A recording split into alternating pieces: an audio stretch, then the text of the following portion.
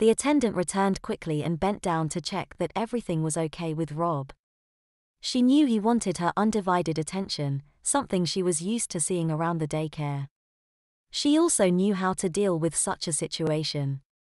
The attendant returned and bent down in front of Rob, placing a hand on his back.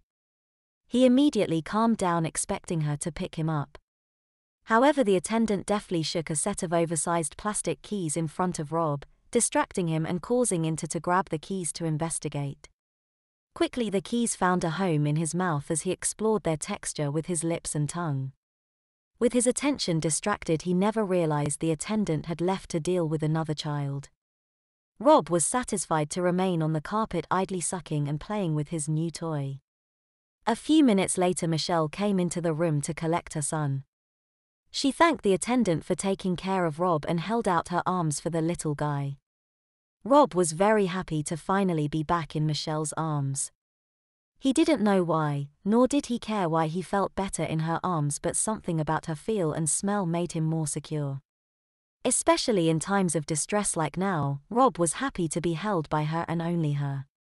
Michelle cuddled her son close and prattled baby talk for a few seconds before looking at the clock on the wall.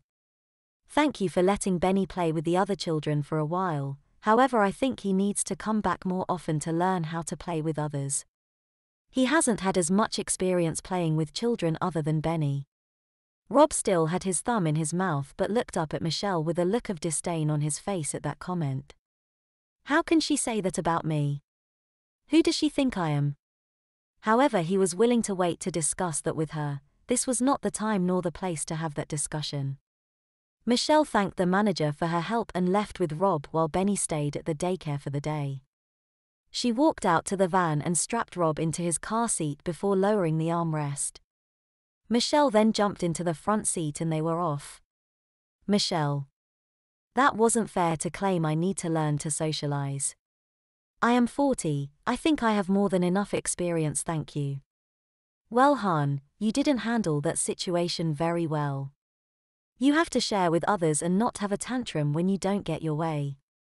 You are going to have to learn to play better with others or you are going to have an awfully rough time." Rob just sat there and pouted. He told himself, she doesn't understand. Grown-ups never understand. For the rest of the journey, Rob sat in his seat and said nothing, just stewing over his latest frustration. Once Michelle pulled into the parking lot near Rob's lab facilities, his demeanor changed as his anticipation grew. By the time Michelle had parked, Rob was a chatterbox of excitement. At one point Rob realized his diaper was getting warm, however it was quickly dismissed as he strained to see what was going on. Michelle opened the side door of the van and unstrapped the baby, standing him beside her. "Please baby, don't move, you are standing in the middle of the parking lot." Rob nodded in agreement, however it did not stop Michelle from worrying as she kept a close eye on Rob. He was impressed by the ease it took to unfold the stroller. As an adult it was simple, however in Rob's position he could see everything from a new perspective.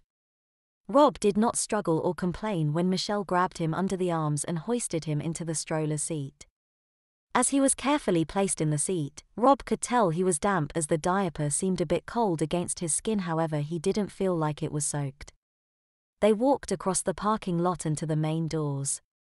Once they arrived he could hear Michelle grunting and struggling with the door. Although he couldn't see, he knew that having a diaper bag, purse, and stroller to navigate through the large wooden doors of the physics building was no easy task. Why they had never installed a hydraulic handicap door all of a sudden seemed perplexing. He would have to discuss it with the administration once this crisis was over. Then out of nowhere a familiar voice called out, "Let me get that door for you." Michelle stopped struggling and smoothly passed through the entrance. However, it was readily he realized this as Michelle walked up to the front doors only to be met by a grad student who politely held the large wooden doors open for a mother and her son.